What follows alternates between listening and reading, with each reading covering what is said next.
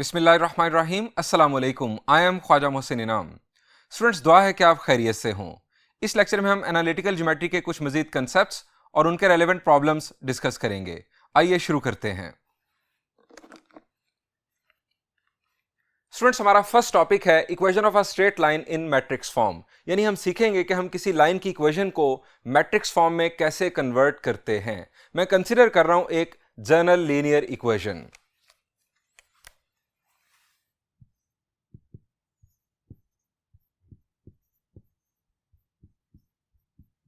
आप जानते हैं कि यह है general form of linear equation. पहला काम आपको यह करना है कि आप कांस्टेंट को इक्वल के दूसरी जानिब शिफ्ट कर दें। Now it can be written in matrix form. It can be written in matrix form as, left side का एक मैट्रिक्स बना दें और राइट साइड का एक मैट्रिक्स बना दें। ax प्लस बी वाई, ये हमारी लेफ्ट साइड एक मैट्रिक्स और राइट साइड दूसरा मैट्रिक्स। स्टूडेंट्स, अब मेरा सवाल आपसे यह है कि इस मैट्रिक्स का ऑर्डर क्या है। शाबाश। इसमें कितनी रोज हैं और कितने कॉलम्स हैं? इसमें एक रो है और दो कॉलम्स हैं। The answer is no. एक ही कॉलम है। बुनियादी तौर पर ये एक ही एलिमेंट है, एक रो और एक कॉलम। मैं इसका ऑर्डर यहां पर लिख सकता हूं। और इस मैट्रिक्स में भी एक रो और एक कॉलम है। ये दोनों मैट्रिसेस इक्वल हैं। दोनों मैट्रिसेस इक्वल हैं तो इनका ऑर्डर सेम होना चाहिए था, जो कि सेम आ रहा है, और इनके कोरेस्पॉन्डिंग एलिमेंट्स इक्वल होंगे। अब अगर आप कोरेस्पॉन्डिंग एलिमेंट्स को इक्वेट करेंगे तो वापस आप यहां पर आ जाएंगे और यहां से आप ओरिजिनल इक्वेशन पर वापस जा सकते हैं। स्टूडेंट्स, ये आ गई मैट्रिक्स फॉर्म इस लीनियर इक्वेशन की। स्टूडेंट्स, ये जो लेफ्ट साइड पर मैट्रिक्स है इसको हम फर्दर ब्रेक कर सकते हैं, लेकिन इसे फर्दर ब्रेक करने के लिए हमें मैट्रिसेस की मल्टीप्लिकेशन की जो बेसिक कंडीशन है उसे रिकॉल करना होगा कि कब हम दो मैट्रिसेस को आपस में मल्टीप्लाई कर सकते हैं। मैं फर्ज करता हूं ये हमारा रफ एरिया। मैं फर्ज करता हूं कि हमारे पास एक मैट्रिक्स है ए और एक मैट्रिक्स है एक्स। अब जरा रिकॉल करें कि अगर हमें इन दो मैट्रिसेस को मल्टीप्लाई करना है तो क्या बेसिक कंडीशन होनी चाहिए। क्या बेसिक कंडीशन थी इनफैक्ट जो आपने चैप्टर 3 फर्स्ट ईयर में पढ़ी थी? शाबाश। पहले के कॉलम्स की तादाद दूसरे की रोज की तादाद के बराबर होनी चाहिए। यह थी बेसिक कंडीशन। दोबारा सुन लें, पहले के कॉलम्स की तादाद, यानी अगर यहां पर इसका ऑर्डर है m बाय n, तो n इसमें कॉलम्स की तादाद है, यहां पर रोज की तादाद n होनी चाहिए। इसका ऑर्डर है m बाय n, इसका ऑर्डर है n बाय p। ये दो नंबर्स जो बीच वाले नंबर्स हैं ये इक्वल होने चाहिए। ये दोनों होने चाहिए इक्वल। और अब मेरा सवाल यह है कि जो प्रोडक्ट मैट्रिक्स होगा ये प्रोडक्ट अब किया जा सकता है, यानी ये मल्टीप्लिकेशन हम परफॉर्म कर सकते हैं क्योंकि पहले के कॉलम्स की तादाद दूसरे की रोज की तादाद के बराबर है। जो प्रोडक्ट मैट्रिक्स होगा उसका ऑर्डर क्या होगा? शाबाश, ये भी रिकॉल करें। द आंसर इज, उसका ऑर्डर होगा m बाय p, यानी वो जो रोज की तादाद है वो पहले मैट्रिक्स से लेगा और कॉलम्स की तादाद दूसरे मैट्रिक्स से लेगा। ये प्रोडक्ट मैट्रिक्स का ऑर्डर होगा। अब स्टूडेंट्स, मैंने इस मैट्रिक्स को दो मैट्रिसेस के प्रोडक्ट के तौर पर लिखना है। अब इसका ऑर्डर है 1 बाय 1। अब यहां पर फर्दर मैं रफ एरिया बना रहा हूं। 1 बाय 1 ऑर्डर का प्रोडक्ट मैट्रिक्स मुझे चाहिए। जो मेरे पास दो मैट्रिसेस होंगे, अगर मैं एक को कह दूं A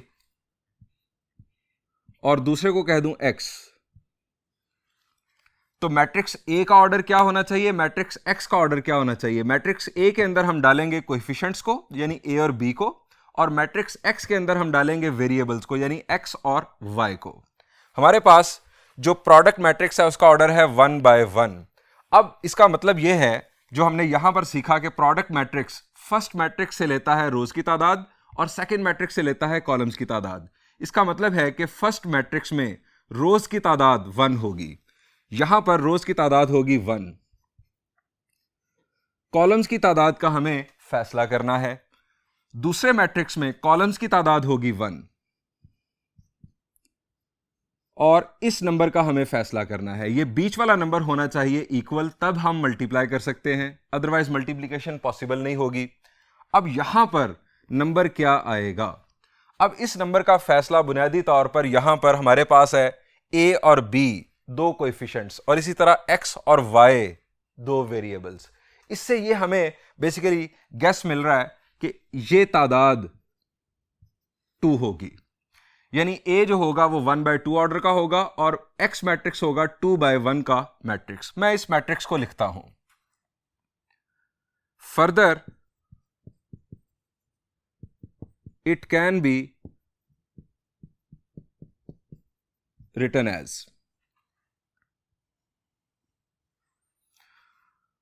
एक रो दो कॉलम्स का मैट्रिक्स, एक रो दो कॉलम्स A और B, एक रो और दो कॉलम्स, हमने इन दोनों को सेपरेट लिख दिया। और दूसरा मैट्रिक्स दो रोज एक कॉलम, दो रोज एक कॉलम, हमें यहां पर लिखना है X और Y, दो रोज, ये बन गई दो रोज और एक column, is equal to -c। अब स्टूडेंट्स हम इन मैट्रिसेस को नाम दे सकते हैं। फर्दर अगर आप इन्हें लिखना चाहें मैट्रिसेस को नाम देकर, तो इस मैट्रिक्स को A कह दें, इसको X कह दें और इसे B कह दें। Let A is equal to this matrix, X is equal to this matrix and B is equal to this matrix. So AX is equal to B। ये हमारे पास शॉर्टेस्ट यानी एक वर्जन आ गया, शॉर्टेस्ट एक शक्ल आ गई इस इक्वेशन की मैट्रिक्स फॉर्म के अंदर। ये स्टूडेंट्स हमने एक इक्वेशन को मैट्रिक्स फॉर्म में कन्वर्ट कर लिया। आइए अब दो इक्वेशंस का केस देखते हैं। System of two linear equations in matrix form. अब हम दो लीनियर इक्वेशंस कंसीडर करते हैं। एक को हम कह देते हैं L1, a1x plus b1y plus c1 is equal to 0। दूसरी को आप समझ गए हैं कि L2 कहेंगे, a2x plus b2y plus c2 is equal to 0। अब वही काम जो हमने यहां पर किया था कि कांस्टेंट्स को इक्वल के दूसरी जानिब शिफ्ट कर देते हैं। a1x plus b1y is equal to -c1, a2x plus b2y equal to -c2। अब वही काम जो लेफ्ट साइड है हमारे पास दोनों इक्वेशंस की, उसको एक मैट्रिक्स में ले आते हैं और राइट साइड को दूसरे मैट्रिक्स में ले आते हैं। दोनों इनफैक्ट इक्वेशंस की। It can be written in matrix form as a1x plus b1y, a2x plus b2y is equal to -c1 -c2। अब स्टूडेंट्स हमने ये दो मैट्रिसेस लिख दिए, दरमियान में इक्वालिटी है, इसका मतलब है कि इन दोनों का ऑर्डर भी सेम होगा और दोनों के करस्पॉन्डिंग एलिमेंट्स भी इक्वल होंगे। अब फर्स्ट मैट्रिक्स का आप ऑर्डर जरा ऑब्जर्व करें क्या है। शाबाश, दो रोज और दो कॉलम्स? नो, दो रोज और एक कॉलम, इसका ऑर्डर है 2/1। और यहां पर भी 2 रोज और एक कॉलम, इसका ऑर्डर भी है 2/1। अब स्टूडेंट्स ये जो मैट्रिक्स है हम इसको फर्दर ब्रेक कर सकते हैं, जिस तरह हमने यहां पर किया था। हमने इस मैट्रिक्स को प्रोडक्ट ऑफ टू मैट्रिसेस की शक्ल में लिख लिया था। अब यहां पर भी हम यही काम कर सकते हैं।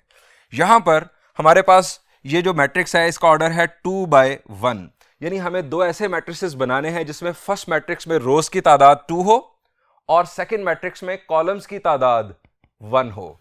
ये हमें दो मैट्रिसेस बेसिकली बनाने हैं और फर्स्ट मैट्रिक्स में कोएफिशिएंट्स होंगे a1 b1 a2 b2 और सेकंड मैट्रिक्स में हमारे पास वेरिएबल्स होंगे x और y। मैं इसको ब्रेक कर रहा हूं दो मैट्रिसेस के अंदर। फर्दर वी कैन राइट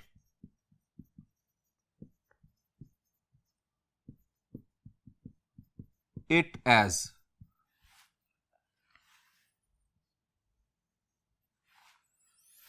अब फर्स्ट मैट्रिक्स में मैं लिख रहा हूं A1 B1 A2 B2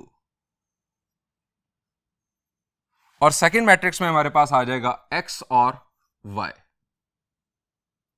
अब इस मैट्रिक्स का ऑर्डर क्या है? शाबाश, मैं यहां पर अलग से लिखता हूं। इस मैट्रिक्स का ऑर्डर है 2/2 और इस मैट्रिक्स का ऑर्डर 2/1।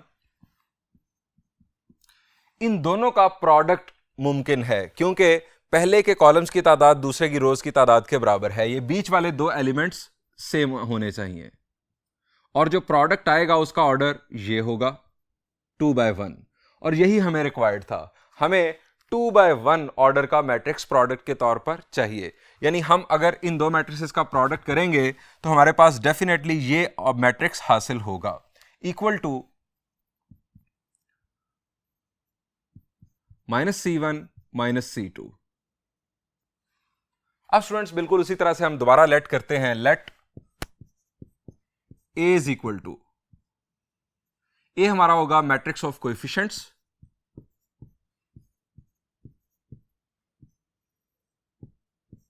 मैट्रिक्स ऑफ वेरिएबल को हम कहेंगे X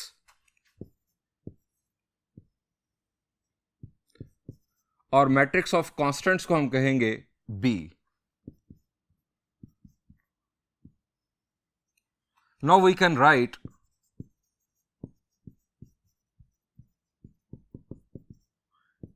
it as AX is equal to B। ये स्टूडेंट्स हमने system of two linear equations को मैट्रिक्स फॉर्म में कन्वर्ट कर दिया। अब स्टूडेंट्स आपके जहन में सवाल आना चाहिए कि हम सिस्टम ऑफ इक्वेशंस को मैट्रिक्स फॉर्म में कन्वर्ट करते क्यों हैं? स्टूडेंट्स आपने सिस्टम ऑफ इक्वेशंस को साइमल्टेनियसली सॉल्व करना सीखा, आपने एलिमिनेशन मेथड सीखा, आपने क्रॉस मल्टीप्लिकेशन मेथड सीखा, आपने डिफरेंट मेथड सीखे हुए हैं जिनकी वजह से आप दो लीनियर इक्वेशंस को साइमल्टेनियसली सॉल्व कर सकते हैं। स्टूडेंट्स एक मेथड मैट्रिक्स मेथड भी है, आप मैट्रिसेस की मदद से भी सिस्टम ऑफ लीनियर इक्वेशंस को सॉल्व कर सकते हैं। आप इस तरह से दो लीनियर इक्वेशंस को मैट्रिसेस में कन्वर्ट कर लें, यह आपके पास एक मैट्रिक्स इक्वेशन बन गई। अब हमें बुनियादी तौर पर सिस्टम ऑफ लीनियर इक्वेशंस को सॉल्व करते हुए क्या चाहिए होता है? हमें x और y की वो वैल्यूज चाहिए होती हैं जो दोनों इक्वेशंस को सेटिस्फाई करें। अब हमारे पास x और y ये दोनों वेरिएबल्स आ चुके हैं मैट्रिक्स x के अंदर। हमें मैट्रिक्स x की वैल्यू मालूम करनी है। यहां पर अगर हमारे पास ये x की वैल्यू आ जाए, मैट्रिक्स x की वैल्यू, तो हमें x और y दोनों वैल्यूज मिल जाएंगी। हम यहां लिखेंगे इफ, अब जरा हमें यहां पर रिकॉल करना है इनफैक्ट चैप्टर 3 फर्स्ट ईयर कि मैट्रिक्स x की वैल्यू कैसे हम फाइंड आउट कर सकते हैं। स्टूडेंट्स हम मैट्रिक्स x की वैल्यू उस वक्त मालूम कर सकते हैं कि जब A इनवर्स पॉसिबल हो, इस मैट्रिक्स का इनवर्स पॉसिबल हो। अब इनवर्स किसी मैट्रिक्स का कब पॉसिबल होता है? उस वक्त जब उसका डिटर्मिनेंट नॉन जीरो हो, यानी मैट्रिक्स नॉन सिंगुलर हो। हम यहां पर लिखेंगे if A will be non-singular, that is to say A determinant will be non-zero, then we can find A inverse by formula A inverse is equal to, A inverse का formula अब आपको recall करवाता हूं। हमें यहां पर use नहीं करना, सिर्फ मैं आपको रिकॉल करवा रहा हूं। Adjoint of A divided by determinant of A। अब आप इस फॉर्मूला को जरा देख लें, अगर डिटर्मिनेंट ऑफ A 0 आ गया तो A इनवर्स कैलकुलेट नहीं हो पाएगा क्योंकि division bye 0 is not allowed. A का नॉन सिंगुलर होना जरूरी है, तभी हम A इनवर्स मालूम कर सकते हैं। A इनवर्स अगर हम मालूम कर लेंगे तो दोनों साइड्स पर हम A इनवर्स से मल्टीप्लाई कर देंगे, प्री मल्टीप्लिकेशन परफॉर्म करेंगे, यानी लेफ्ट साइड से हम A इनवर्स को मल्टीप्लाई करेंगे। जब A इनवर्स A के साथ मल्टीप्लाई होगा तो एक मैट्रिक्स जब अपने इनवर्स के साथ मल्टीप्लाई होता है तो हमारे पास आ जाता है identity matrix.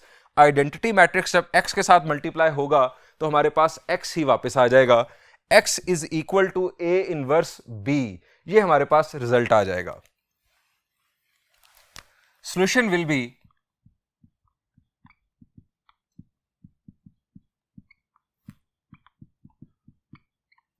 written as x is equal to A inverse into B। ये स्टूडेंट्स हमारे पास इस मैट्रिक्स इक्वेशन का सॉल्यूशन आ जाएगा। स्टूडेंट्स यहां पर इंपॉर्टेंट बात जो आपको याद रखनी है वो ये है कि ये सॉल्यूशन सिर्फ और सिर्फ उस वक्त पॉसिबल होगा जब A मैट्रिक्स नॉन सिंगुलर होगा, यानी उसका डिटर्मिनेंट नॉन जीरो होगा, और ये सिर्फ और सिर्फ उस वक्त मुमकिन होगा जब जो दो गिवन इक्वेशंस होंगी उनसे बनने वाली स्ट्रेट लाइंस नॉन पैरेलल होंगी। मैं यहां पर स्पेशल नोट लिख रहा हूं जो आपको याद रखना है। Special note, solution will be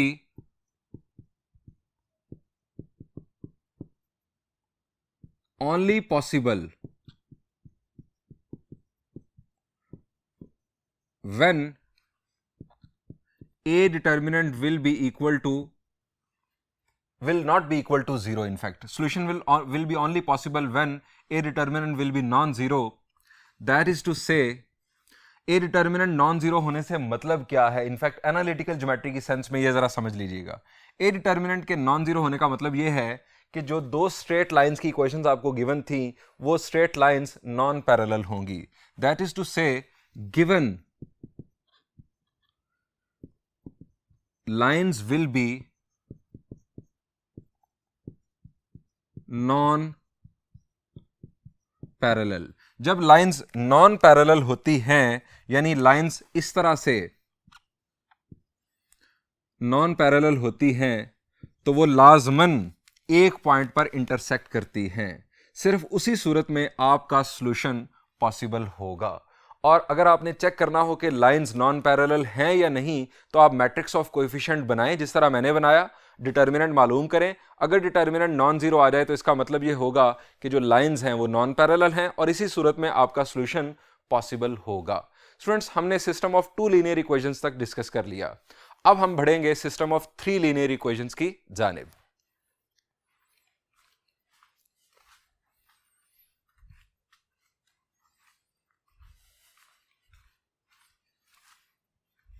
students, तीन लाइंस की जनरल इक्वेशंस कंसीडर करते हैं।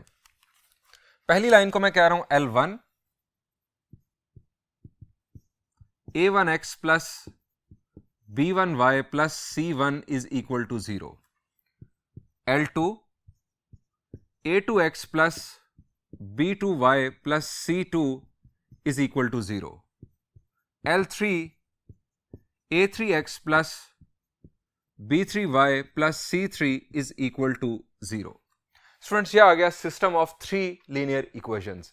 स्टूडेंट्स, जब system of three linear equations आ जाए तो उस वक्त जब आपने मैट्रिक्स फॉर्म में कन्वर्ट करना है तो आपने कांस्टेंट्स को इक्वल के दूसरी जानिब शिफ्ट नहीं करना। क्यों नहीं करना, इसकी वजह मैं आपको अभी बताता हूं।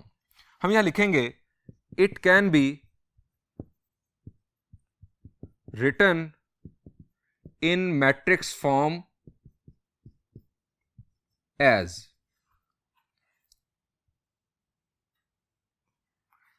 लेफ्ट साइड से हम एक मैट्रिक्स बना रहे हैं, that will be A1x plus B1y plus C1, ये इसका first element. Then second element A2x plus B2y plus C2, then A3x plus B3y plus C3 equal to null matrix. अब इस मैट्रिक्स को हम फर्दर ब्रेक कर सकते हैं। सवाल यह है कि इसका ऑर्डर क्या है। इसमें 3 रोज और 1 कॉलम है। ये 3/1 ऑर्डर का मैट्रिक्स है। हमें 2 मैट्रिसेस बनाने हैं जिसमें पहले के रोज की तादाद 3 होनी चाहिए और दूसरे में कॉलम्स की तादाद 1 होनी चाहिए, और दोनों का प्रोडक्ट भी पॉसिबल हो, ये हम पहले डिस्कस कर चुके हैं। सो हम यहां पर इसको ब्रेक कर रहे हैं। पहले मैट्रिक्स के अंदर मैं ला रहा हूं इन तमाम नंबर्स को, यानी A1, B1, C1 को, और दूसरे मैट्रिक्स में मैं ले जा रहा हूं दोनों वेरिएबल्स को, यानी x और y को। Further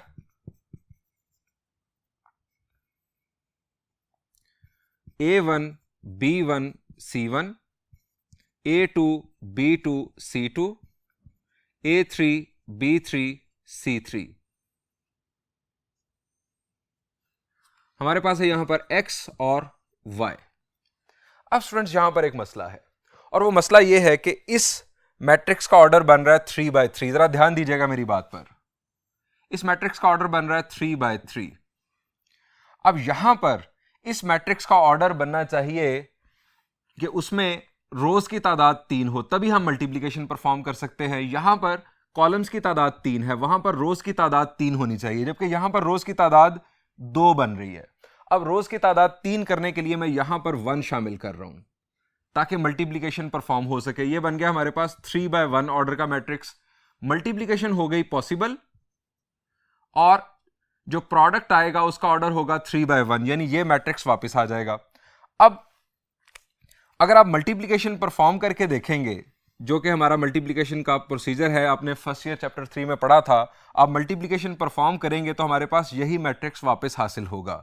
a1x plus b1y plus c1 1 के साथ मल्टीप्लाई होकर यहां पर आ जाएगा। इसी तरह से a2x plus b2y plus c2 यहां पर आ जाएगा। फिर a3x plus b3y plus c3 यहां पर आ जाएगा, इक्वल टू नल मैट्रिक्स। अब स्टूडेंट्स इस मैट्रिक्स को जरा गौर से देखें। a1 b1 c1, a2 b2 c2, a3 b3 c3, कुछ याद आता है? जी, हमने कंडीशन ऑफ कंकरेंसी के लिए जो डिटर्मिनेंट बनाया था, जिस डिटर्मिनेंट को 0 होना चाहिए था, वो इसी मैट्रिक्स का डिटर्मिनेंट था। सो हम यहां पर कंक्लूड करते हैं, इफ ये जो मैट्रिक्स बन रहा है, if a1 b1 c1, a2 b2 c2, a3 b3 c3, अगर ये डिटर्मिनेंट 0 होगा, then lines will be concurrent. ये बात हम पहले डिस्कस कर चुके हैं, इसका रीजन मैं यहां पर नहीं बता रहा हूं, ये हम पहले प्रूव कर चुके हैं इनफैक्ट कि किस तरह से लाइंस कंकरेंट होंगी। अगर ये डिटर्मिनेंट इक्वल टू 0 होगा, lines will be concurrent. Concurrent का मतलब मीटिंग एट अ पॉइंट, यानी इस सिस्टम ऑफ इक्वेशंस का एक सॉल्यूशन होगा। दैट इज टू से system will have a unique solution. आइए स्टूडेंट्स अब इसी कंसेप्ट को यूज करते हुए एक प्रॉब्लम डिस्कस करते हैं। Students this is problem number 16 of exercise 4.4। इस प्रॉब्लम के 3 पार्ट्स हैं, और इसके अलावा एक्सरसाइज 4.4 से पहले एक एग्जांपल भी है जिसमें यही एग्जैक्ट कंसेप्ट यूज किया जा रहा है। हमें यहां पर इस सिस्टम ऑफ इक्वेशंस को मैट्रिक्स फॉर्म में कन्वर्ट करना है, और फिर चेक करना है कि क्या ये 3 लाइंस कंकरेंट हैं या नहीं। स्टूडेंट्स सबसे पहले जब भी आपको मैट्रिक्स फॉर्म में कन्वर्ट करना हो 3 इक्वेशंस को, 3 लीनियर इक्वेशंस को, तो आपको यह देखना चाहिए कि क्या तीनों लीनियर इक्वेशंस जनरल फॉर्म में हैं और क्या एक ही पैटर्न में है, यानी x y constants equal to 0, तीनों इक्वेशंस में सेम पैटर्न होना चाहिए। अगर कोई टर्म मिसिंग हो तो उसकी जगह पर 0 आपको प्लेस करना होगा। मिसाल के तौर पर अगर एक इक्वेशन गिवन हो 3x इज इक्वल टू 7, अब क्या ये जनरल फॉर्म में है? The answer is no. आप इसे जनरल फॉर्म में कन्वर्ट करें। 3x, अब इसमें y वाली टर्म भी मिसिंग है, उसकी जगह पर 0 प्लेस करें। आप +0y लिख दें या -0y लिख दें, दोनों बातें दुरुस्त हैं। -7 इज इक्वल टू 0, यानी यहां से 3 नंबर्स पिक होंगे, 3, 0 और -7। अब स्टूडेंट्स मैं इसे मैट्रिक्स फॉर्म में कन्वर्ट करने लगा हूं। मैट्रिक्स फॉर्म,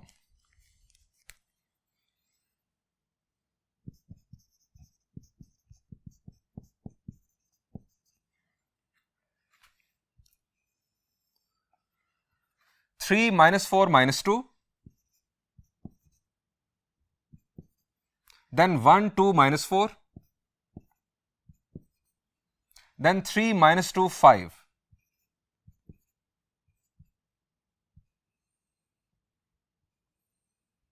दूसरा मैट्रिक्स x y 1 और then equal to null matrix. ये स्टूडेंट्स हमने इस सिस्टम ऑफ इक्वेशंस को मैट्रिक्स फॉर्म में कन्वर्ट कर दिया। अब स्टूडेंट्स हम इसकी कंकरेंसी चेक करेंगे, इन तीनों लाइंस की कंकरेंसी चेक करेंगे।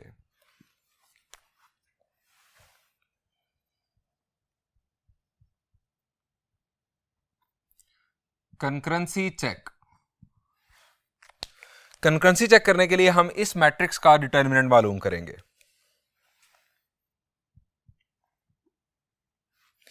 3 - 4 - 2 1 2 - 4 3 - 2 5। आप जानते हैं कि डिटर्मिनेंट को एवेल्युएट करने के लिए हम डिटर्मिनेंट प्रॉपर्टीज का यूज भी कर सकते हैं, और अगर 3/3 का डिटर्मिनेंट है तो हम उसे डायरेक्टली एक्सपैंड भी कर सकते हैं। आप किसी भी रो या किसी भी कॉलम से एक्सपैंड कर सकते हैं। मैं यहां पर फर्स्ट कॉलम से एक्सपैंड कर रहा हूं, एक्सपेंडिंग बाय फर्स्ट कॉलम। आप लिखेंगे एक्सपेंडिंग बाय C1। अब यहां पर स्टार्ट होता है हमेशा पॉजिटिव। आप लिखेंगे 3 और 3 की रो और कॉलम छोड़ देंगे और आप डिटर्मिनेंट बना लेंगे 2 - 4 - 2 5, देन -1 1 की रो और कॉलम आप छोड़ देंगे -4 - 2 -2 5 +3, रो और कॉलम छोड़ा -4 - 2 2 - 4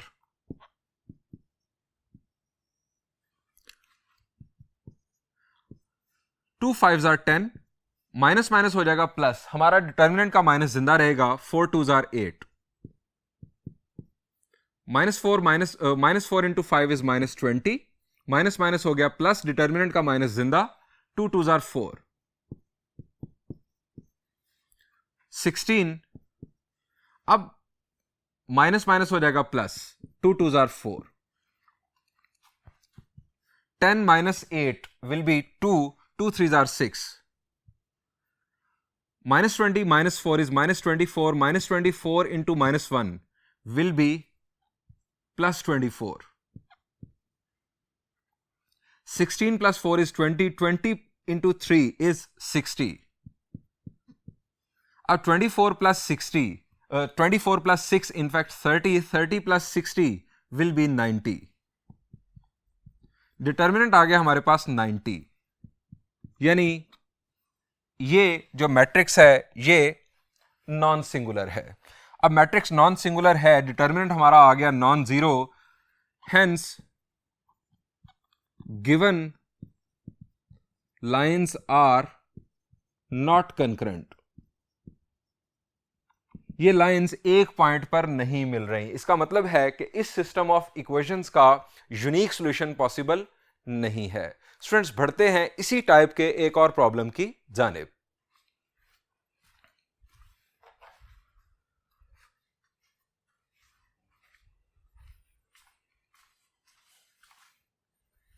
students, this is problem number 17 of exercise 4.4। Students, यहां पर हमें एक सिस्टम ऑफ इक्वेशंस की मैट्रिक्स फॉर्म गिवन है, हमें वो सिस्टम ऑफ इक्वेशंस मालूम करना है। स्टूडेंट्स, इस प्रॉब्लम के दो पार्ट्स हैं, दोनों पार्ट्स एग्जैक्टली सिमिलर हैं। हम बासानी एक मैट्रिक्स फॉर्म को कन्वर्ट कर सकते हैं सिस्टम ऑफ इक्वेशंस में। करना आपको सिर्फ और सिर्फ क्या है, मैं यहां पर हेडिंग दे रहा हूं पहले, सिस्टम ऑफ इक्वेशंस।